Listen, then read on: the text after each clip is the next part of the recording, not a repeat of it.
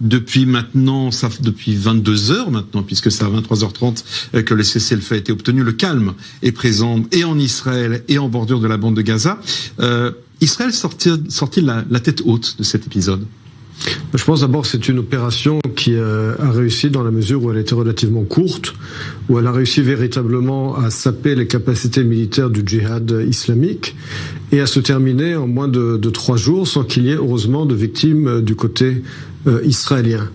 Donc c'est une opération qui, de ce point de vue, a montré la volonté et la capacité du gouvernement israélien à agir, à surprendre également le djihad islamique et à créer de facto une espèce de division entre le djihad islamique et le Hamas, puisque vous remarquerez que le Hamas est resté en retrait et que le djihad islamique a essayé finalement, je dirais, de challenger le Hamas en montrant qu'il était plus royaliste que le roi.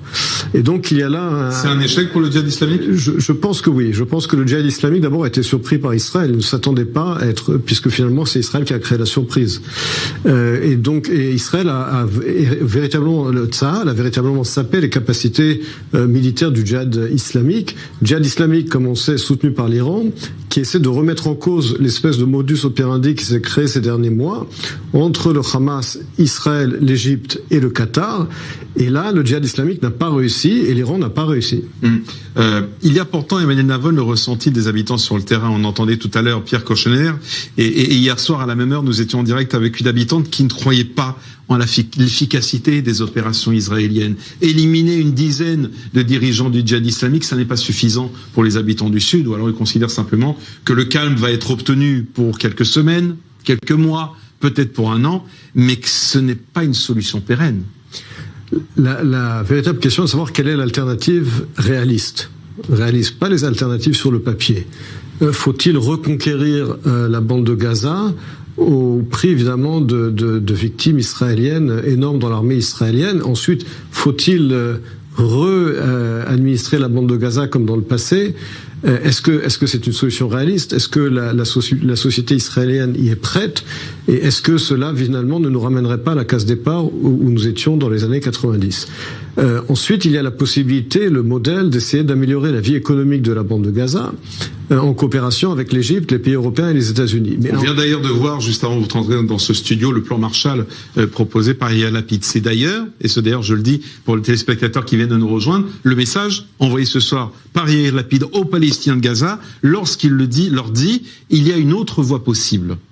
Et il leur cite les accords d'Abraham, il leur parle de développement économique. Ça peut être entendu, ce message-là, depuis Gaza? Écoutez, le problème, c'est que, évidemment, ça faisait partie, je vous le rappelle d'ailleurs, du plan de Jared Kushner à l'époque, où Trump était au pouvoir aux États-Unis, un investissement de 50 milliards de dollars dans l'économie palestinienne. Et le problème, évidemment, est que, encore faudrait-il que le Hamas soit prêt à coopérer avec un tel modèle. Et là, effectivement, au bout du compte, évidemment, ces différentes répétitions d'opérations militaires, en soi, ce n'est pas une solution, bien que cela permette de sauver des vies humaines du côté israélien. Mais il est sûr qu'il serait préférable d'avoir un modèle de développement économique où aussi bien l'Égypte que le Qatar, les pays européens et les États-Unis seraient impliqués. Mais encore une fois, cela dépend de la bonne volonté ou de la mauvaise volonté du Hamas qui contrôle politiquement la bande de Gaza. Donc c'est le comportement du Hamas que l'on va suivre dans les jours qui viennent. Je voudrais maintenant l'un et l'autre vous faire réagir sur cette séquence filmée hier soir à quelques centaines de mètres du studio d'i24 News. Place de l'Horloge à Jaffa. Au moment où les sirènes retentissaient, voici comment se comportaient les habitants. Ce n'était pas franchement la panique, bien au contraire, regardez.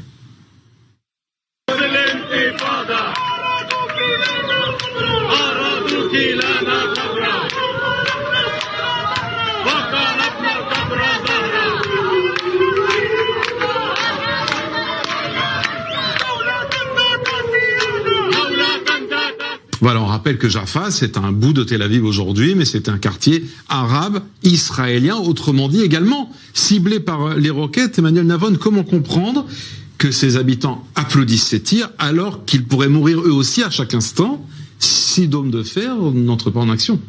Tout à fait. Je vous rappelle d'ailleurs que le djihad islamique lui-même, hier et avant-hier, a fait des victimes au sein de la bande de Gaza parce que certains de ses missiles sont tombés dans la bande de Gaza. Donc le djihad islamique lui-même a fait des victimes civiles au sein de la bande de Gaza. Évidemment. Et le blessé d'Ashkelon, d'ailleurs, est un Palestinien de Hébron. Tout à fait. Et chaque missile tiré par le djihad islamique est un missile qui cherche à faire des victimes civiles en Israël, sans distinguer évidemment entre juifs et arabes, entre les différentes catégories de la population israélienne. Et donc évidemment, ces personnes qui manifestaient hier étaient également visées par ces missiles, d'où l'aberration de ce genre de comportement. Et je crois que là aussi, évidemment... Comment vous l'interprétez, ce comportement ? Écoutez, je pense que d'une certaine manière, il y a là effectivement au sein d'Israël, pas toute la population arabe, mais une partie de la population arabe qui s'identifie évidemment avec les attaques terroristes du djihad islamique. Mais encore une fois, je pense que là, cette identification, il est difficile de savoir quel pourcentage évidemment de la population arabe s'identifie plus avec le djihad islamique et avec l'État d'Israël. Mais en tout cas, ce qui est clair, c'est qu'au sein de la population israélienne, au sein de la population israélienne de manière générale, il y a ces dernières années malgré tout également à côté de cela une intégration de la population arabe dans la société israélienne. Donc c'est un événement très très regrettable, mais je pense que Israël a à la fois la responsabilité, le gouvernement israélien, de la sécurité de ses citoyens face aux agressions du djihad islamique, mais également la responsabilité d'essayer d'intégrer au maximum les différentes franges de la population israélienne.